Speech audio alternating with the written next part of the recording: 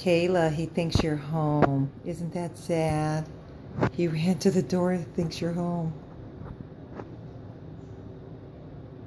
Now I've got to tease him. Is Kayla home?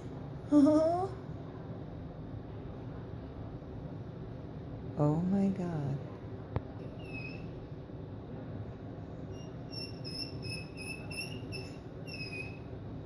Honey, she's not home.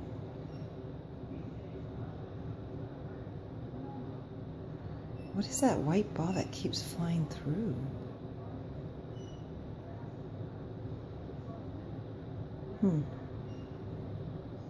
She's not home, baby. No.